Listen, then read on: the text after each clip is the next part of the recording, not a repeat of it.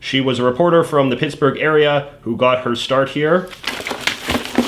And then he tells me to see page 27 of this book he has enclosed entitled Pittsburgh, A Tradition of Innovation. Reporter Nellie Bly used courage and creativity to go undercover and expose the mistreatment of those in need. Worked as a journalist who refused to cover ladylike subjects. First woman journalist on the Eastern Front of World War I. Sounds like an impressive lady.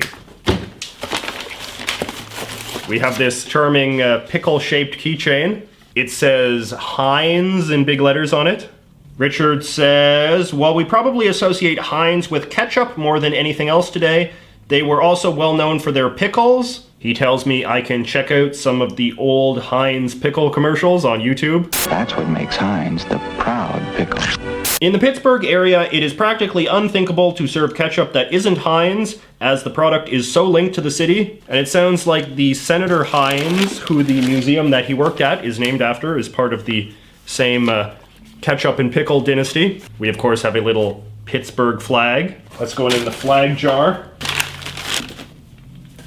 This thing here is called a terrible towel. Richard tells me that this is what the people wave during Pittsburgh Steelers games.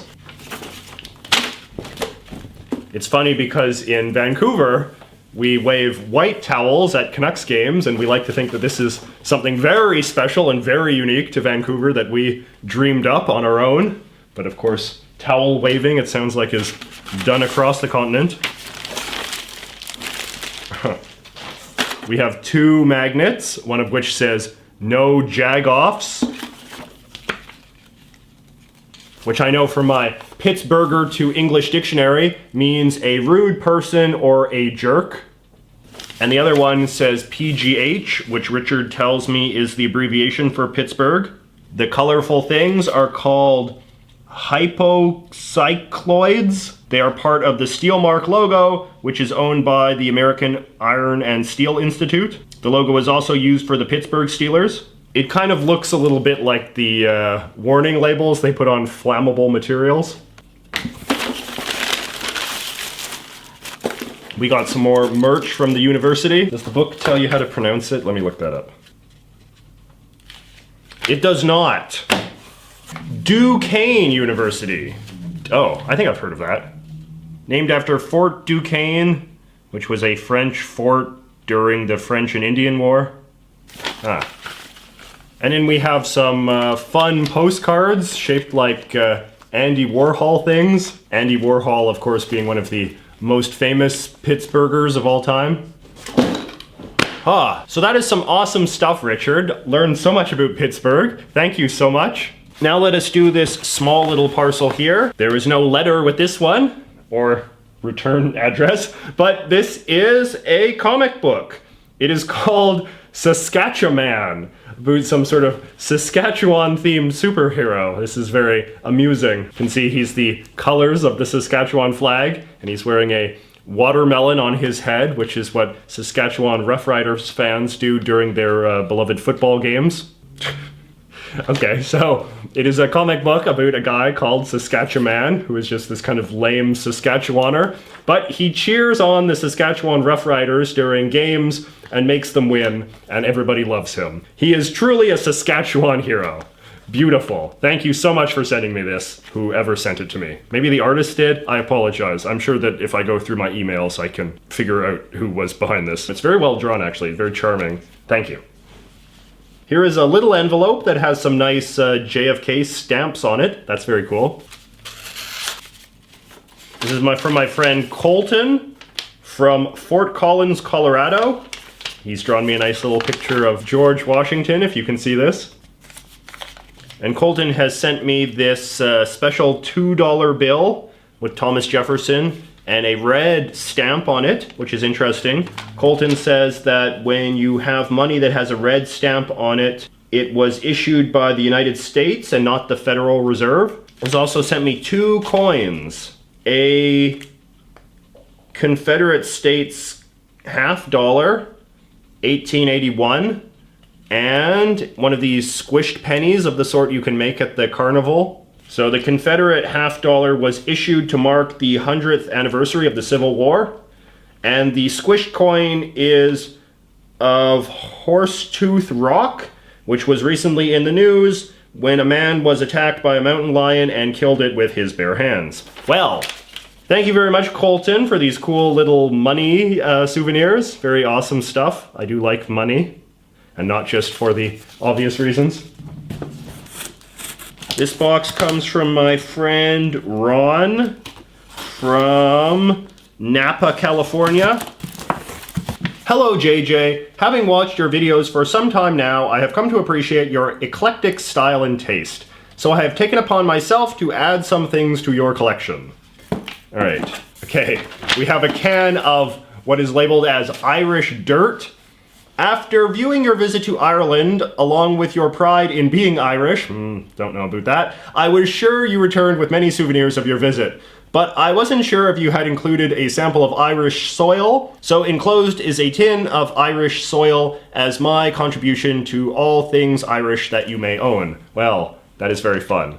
A handful of pure Irish luck, it says. Oh, delightful.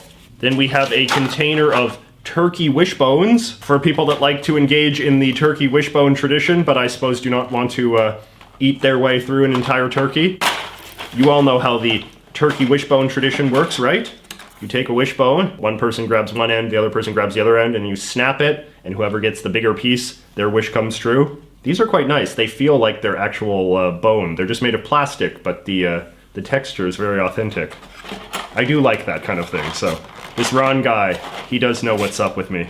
Then we have a box of fake mustaches, so I can put one of these on and shut up all the people that keep telling me to grow my mustache back. Ooh, 12 styles of mustache. Where's the one that's closest to what I used to have? Oh, probably something like this. Looks a little Hitler-like, but okay. Better. And then he's got me this big bushel of passport holders. That's very cool. Oh, and they've got the flags of different nations. Canadian style, a French style, New Zealand style, Norway style, Mexico style, Dutch, and Australia. Depending on what the Canadian government does when you are out of the country, you may want to hide your passport in another country's holder. Or when visiting Ottawa, the French passport holder might get you a better table. And then we have a tin of what is labeled as Vitality Air. Pure premium oxygen, manufactured in Edmonton. This is an actual thing, this isn't just a gag. Upwards of 200 shots it claims to contain. Proudly Canadian. Ingredients, 95% oxygen. This product is designed for enhancement and recreational use only. In no way is this product meant for curing, treating, or preventing any disease or disorders. It's sealed up. I don't want to open it. This is the kind of thing you need to save for a special occasion. And lastly, he has sent me a yodeling pickle. All right, are we ready for this?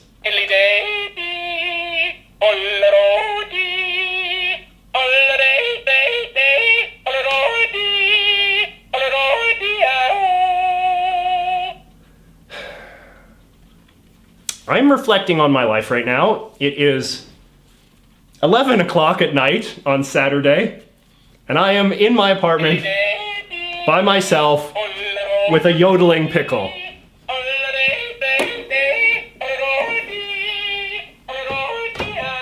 Thank you very much, Ron. That was a pretty cool and eclectic bunch of stuff. I think you did capture me pretty well.